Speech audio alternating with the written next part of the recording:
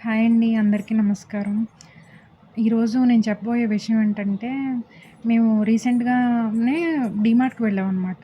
డీమార్ట్‌కి మేము ఎక్కువగా వెళ్ళం. 4 మంత్స్, 5 మంత్స్‌కి అలా వెళ్తూ ఉంటాము. ఎక్కువ శాతం మేము సరుకులనేవి పక్కన దొరికే కిరాణా షాపులలోనే తెచ్చుకుంటా ఉంటాము.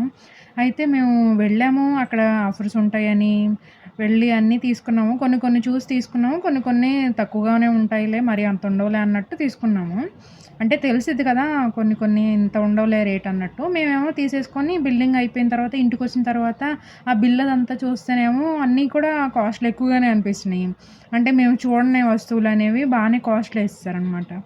అంటే మేము చూసుకొని ఉండాల్సింది. కానీ బానే బిల్లు వేశారు. నేను చెప్పబోయే విషయం ఏంటంటే, మనం బయట కొనేదానికి, డీమార్ట్‌లో కొనేదానికి తేడా ఏమి ఉండట్లేదు అనిపిస్తుంది. ఇంకా కిరాణా షాప్‌కి వెళ్తేనే మనకు కావాల్సిన సరుకులు మాత్రమే తీసుకొని, అంత బిల్లు అవ్వకుండానే మనం చక్కగా పొదుపు చేసుకుంటూ తీసుకున్నట్టు అవుతుంది. అదే డీమార్ట్‌కి వెళ్తే అనవసరమైనవి కూడా తీసుకొని ఇంకా బిల్లే ఎక్కువవుతూ ఉంటుంది. డీమార్ట్‌కి వెళ్ళొద్దని చెప్పట్లేదు. ఎక్కువ శాతం మన దగ్గరలో అందుబాటులో ఉన్న కిరాణా షాపులకి వెళ్ళడమే మంచిది మనకైతే.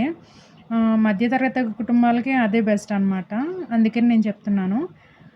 ఈ వీడియోలో నేను తప్పుగా మాట్లాడుంటే నన్ను క్షమించండి. నాకు నష్టం జరిగింది. నేను అట్లా అయ్యాను కాబట్టి మీరు కూడా తీసుకునేది చూసి తీసుకుంటారు.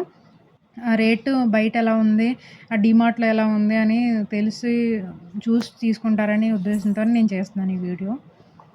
Thank you.